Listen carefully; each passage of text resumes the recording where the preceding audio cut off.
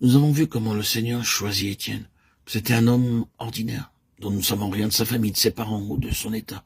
Mais soudainement, il paraît sur la scène et nous voyons ce vase choisi, occupé à de simples travaux, accomplissant un service ordinaire en faveur du peuple, du pauvre peuple, et des veuves sans ressources. Tous les hommes commencent à voir cependant qu'il n'était pas une personne ordinaire. Son désir était de plaire à Dieu, et sa vie était victorieuse.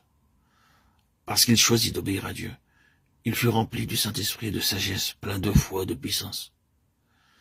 C'est le privilège de ceux qui sont choisis par lui. Lorsque vous avez dans votre cœur le désir de faire la volonté de Dieu, attendez-vous à Dieu, et vous verrez que, à sa manière, il accomplira le souhait de votre cœur. Vous n'avez pas à lutter et à crier pour l'accomplissement de vos espérances.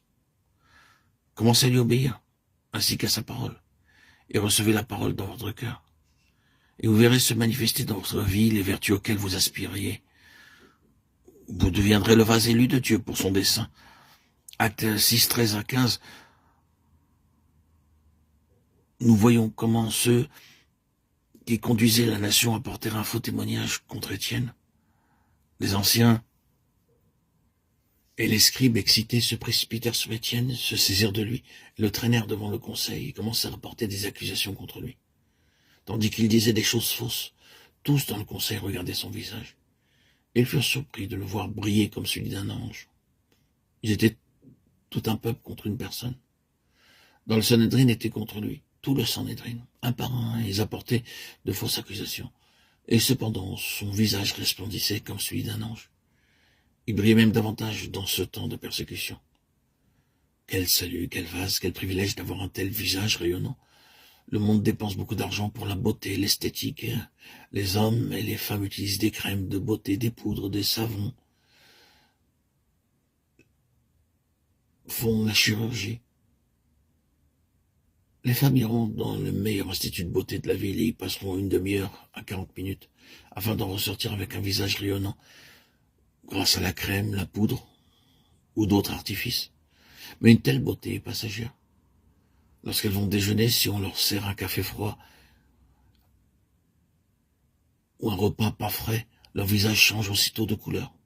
Elles pensent probablement: voyez mes cheveux si bien huilés et frisés, mes beaux vêtements et mon visage brillant, et ils ont l'aplomb de me donner une nourriture mauvaise.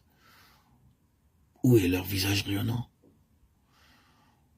Peut-être avez-vous encore entendu d'autres personnes dire du mal de vous. Peut-être une rumeur dit que quelqu'un a colporté des choses fausses et honteuses à votre sujet. Aussi, vous rentrez très triste à la maison. L'épouse dit: viens prendre du thé, s'il te plaît. Mais vous répondez: oh, je n'ai pas d'appétit. Elle vous rappelle encore, mais vous dites encore: je n'ai pas faim, et cela continue ainsi. Vous ne pouvez plus dormir et vous errez en soupirant. Mais lorsque vous devenez l'élu de Dieu, vase rempli d'onction, plus vous serez maltraité, plus votre visage resplendira. Les hommes pourront vous haïr et dire des choses fausses et honteuses sur vous. Votre visage resplendira comme celui d'un ange. Dans la pauvreté, ou quelle que puisse être votre situation, vous aurez encore un visage rayonnant. Vous pourrez boire du café froid, manger de la nourriture avariée et garder encore un visage rayonnant. Un visage rayonnant, quel que soit le lieu où vous allez, c'est le dessein de Dieu et son plan pour chaque croyant. Lorsque vous venez au Seigneur, Jésus-Christ, sa lumière vient en premier lieu dans votre cœur, puis sur votre visage et sur votre chemin. C'est le triple aspect de la lumière divine. Êtes-vous devenu dans ce sens un vase élu de Dieu? Avez-vous un visage si rayonnant que votre femme est obligée de dire: est-ce réellement mon mari? Est-ce le même homme? Avant il était sévère, maintenant il est devenu tellement aimant et tendre. Qu'est-il arrivé? Le Seigneur parle, pas le prédicateur ou les sermons, mais le Dieu vivant vous a donné ce visage rayonnant. Et s'il en est ainsi, votre visage brillera de plus en plus, jour après jour, en dépit des épreuves, des ennuis, des tribulations et des difficultés. C'est par un tel visage rayonnant que vous vaincrez l'ennemi. Vous en étiez besoin d'un avocat pour défendre Étienne. Son visage était pour lui un avocat. Cela peut être la même chose pour vous. Bien que les autres puissent vous haïr, vous persécuter, vous maltraiter, la lumière de votre visage sera un témoin et un témoignage pour eux. 2 Corinthiens 4, 6.